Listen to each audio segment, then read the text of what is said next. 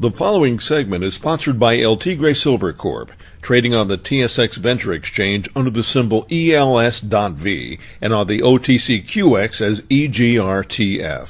El Tigre Silver Corp. Is focused on silver exploration and development in prolific Sonora State, Mexico.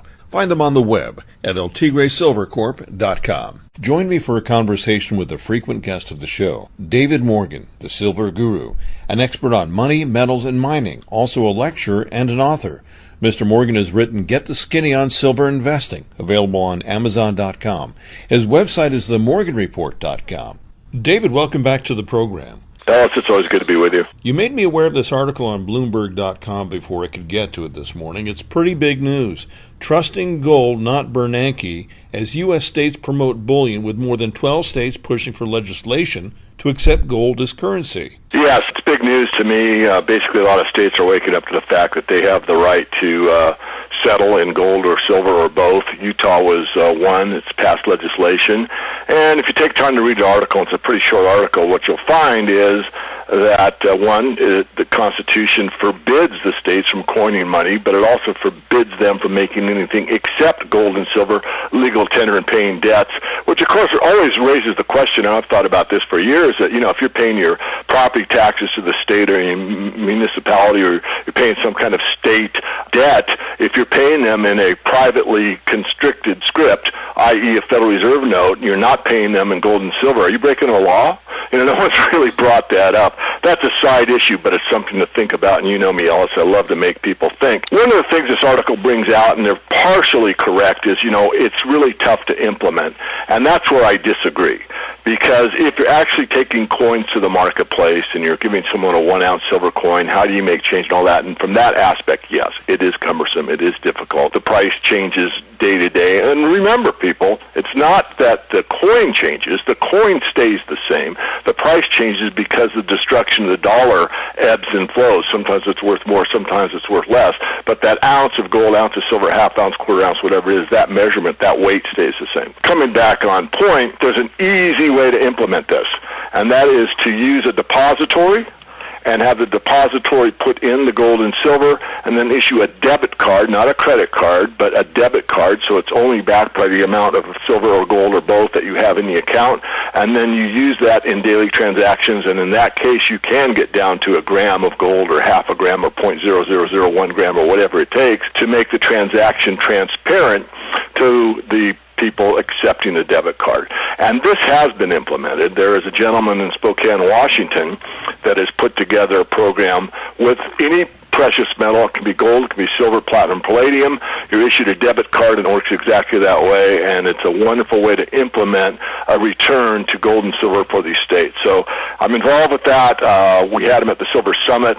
He heard me a couple years ago, got the idea, and he's the only one to my knowledge that's actually implemented this program. There have been other ones like eGold that kind of crashed and burned. I don't know the details. I don't want to badmouth it. But this is the only one that I'm aware of that's kind of up and running and actually working. So it isn't that hard today in today's electronic world. And believe me, what's the difference in a piece of plastic? I mean, this is the way almost everyone in the States anyway, Canada, most of the civilized world, quote-unquote civilized, do go about their daily business. So I'm really pumped up about this. I think it just needs a little bit more of a push to implement it in these other states where it can be really used, because the idea is great. It's just that people get the wrong idea that it has to be, coin over the counter, and again, that can be cumbersome. The question comes to mind about taxing gold and silver transactions. What are your thoughts? Yeah, absolutely. That's kind of the biggest hurdle, so to speak. In the case that I'm referring to, with the debit card, every transaction, of course, is recorded. And so you are logged in at that day and that price and what you paid for your 10 gallons of gas, and if the silver or gold that you used was a profit or a loss to you. So you'll either have a plus or minus next to that transaction, and it's all done for you. You don't have to do anything. You just save those puppies up. We get one each month like any debit card statement, and you circle the pluses and you circle the minuses, and you add them up, and you either got a loss or a gain at the end of the year. Simple, simple, simple. So really, this guy has thought this thing through all the way. I think that this is very important. And of course, as the article says, Ellis, and I know you're aware of it, that some states are just bypassing the state tax on this. But of course, when you're dealing with the feds, that's an entirely different matter. And if you're so required, then of course, this, again, accounting is taken care of for you. So it's not, again, something that is that big a deal. I mean, answers to some of these questions are really not that difficult. It's just that, just a few people so far, again, from what I know, sat down, thought it through, and said, look, you got the accounting software. All you got to do is look at what the basis is for when you bought the gold, when you bought the silver, and you either got a gain or a loss, or a push in some cases. Let's say it's $30 silver, and you're using it that day, and there's no profit or no loss. That could be the case, probably rarely, but anyway, it's not difficult. You know what's interesting about this? It makes me glad that we have 50 separate republics or states within the United States. The states weren't really homogenized into a sole federal government with no states' rights. But I don't see a state like California or New York participating in this, do you? Probably not, but that's the beauty of states' rights, and that was sort of the idea. If you're super bent on, let's say, a certain religious belief, and I'll use Utah, and you got a lot of Mormons, you move to Utah. If you've got a certain place where you're a big gambler, you think that, gambling's your thing, and, then you move to Nevada. If you don't want any gambling, you're in a state that doesn't want it. Now, that was sort of the idea, that not one size fits all. In the founding idea, we're all created equal, but that doesn't mean we're equally physically. It doesn't mean we all look alike. It doesn't mean we'll have the same IQ. It doesn't mean that. What it means is that our rights, our ability to have our own way of living free is protected and given by God and protected by the Constitution, as long as we don't infringe on someone else's God-given rights.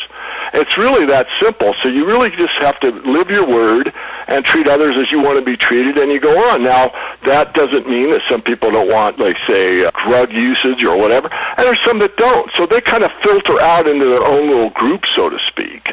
And I'm libertarian. As far as I'm concerned, I'm really anti-drug. I don't really care for drugs. But you know what? If you do, go for it. It's not my right to tell you what you should do or not do with your free time. And the state of Washington is saying that you can do that. Exactly. Precisely. And it's fine with me.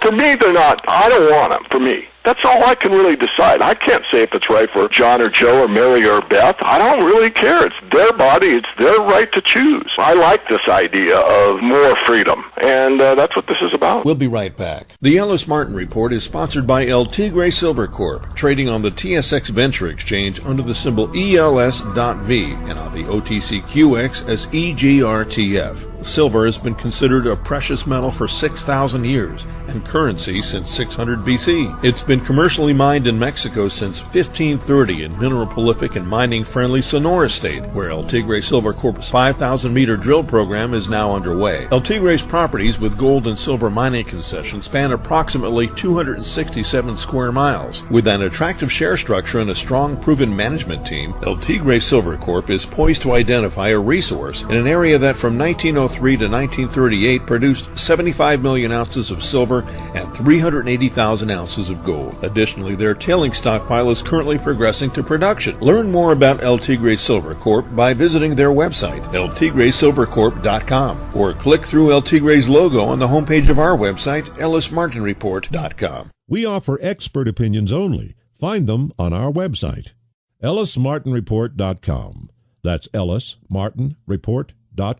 I think I'd like to learn, and perhaps our audience would like to learn more about this debit card thing backed by gold. If you're interested in learning more about this debit card situation, just send an email to support@silver-investor.com. That's support, SUPPORT, @silver-investor.com. We'll forward them on to Dale Olmsted. It's Dale Olmsted who started this debit card in Spokane, Washington, and I'm sure he'll be happy to give you some more information. Are you very involved with him in this project? Well, I gave him the idea, so to speak, because I was speaking at the Silver Summit 2 years ago, talking about this issue, states' rights and the implementation of gold and silver being used in Utah, and how they're kind of leading because they actually had passed it. Some of these other states have thought about it but haven't moved it through the legislature. And I said, really, the only way I see it working is by a debit card, as I outlined on your show just now. And this guy took the bull by the horns and said, I've got it. I said, oh, come on, because I've been trying. I've worked with others. I worked with some bankers, and just never was able to really get it off the ground. And he did. And so I went down and met with him, and sure enough, signed this non-disclosure agreement so I could read how it's done. It's beautiful in its simplicity. And again, it addresses every issue straight on and